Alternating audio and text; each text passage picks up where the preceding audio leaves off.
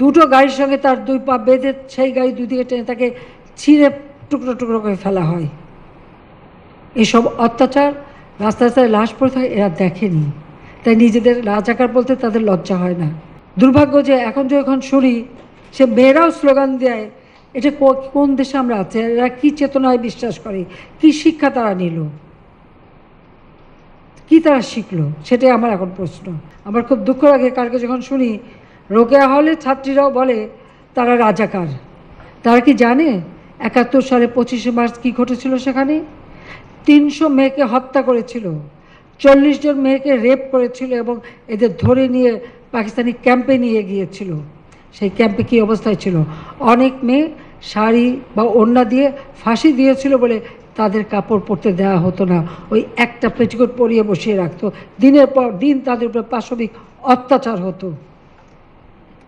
তখন যখন তাদেরকে উদ্ধার করা হয়, এমনকি একজন আমাদের মিত্রশক্তি ভারতীয় একজন শিখ সৈন্য তার মাথার পাগড়ি খুলে ওই উদ্ধারকৃত মেয়েকে তার গায়ে পেঁচিয়ে তাকে উদ্ধার করে নিয়ে আসে।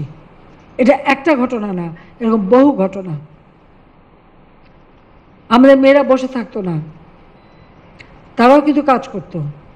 পিরোজপুরের যে মেয়েটা, তাকে ধরে নিয়ে যায় ক্যাম্পে, রান্না করতো এবং তার উপর পাশবিক অত্যাচার হতো, কিন্তু ওরই ফাঁকে সে ওদের খবর নিয়ে সেই নদী সাঁতরে পার হয়ে রাত্রেবেলা চিতলমারিতে যেয়ে সে মুক্তিযোদ্ধাদের কাছে খবর দিয়ে আসতো। ধরা পড়ার পরে তাকে গাড়িতে, দুটো গাড়ির সঙ্গে তার দুই পা বেঁধে সেই গাড়ি দুই দিকে টেনে তাকে ছিঁড়ে টুকরো টুকরো করে ফেলা হয়। এসব অত্যাচার রাস্তায় রাস্তায় লাশ পড়ে থাকে, এরা দেখেনি, তাই নিজেদের রাজাকার বলতে তাদের লজ্জা হয় না। হ্যাঁ, আমাদের গেরিলা যুদ্ধ হয়েছে, এখানে কেউ শান্তি কমিটিতে, কেউ রাজার কমিটিতে ছিল, কিন্তু অনেকে মানুষের ক্ষতি করেনি। কিন্তু যে বাহিনীগুলি তারা তৈরি করেছিল, তাদের হাতে অস্ত্র দিয়েছিল এবং তাদেরকে দিয়ে মানুষের ক্ষতি করতো, অত্যাচার করতো এবং লুটপাট করতো, গণহত্যা চালাতো। তাদের বিরুদ্ধেই আমরা ব্যবস্থা নিয়েছি, তাদেরকে বিচার করে তাদের ফাঁসি, অনেকের ফাঁসিও দিয়েছি। তাদের বিচার করে এই যারা তাদের দ্বারা নির্যাতিত তারা ন্যায় বিচার পেয়েছে।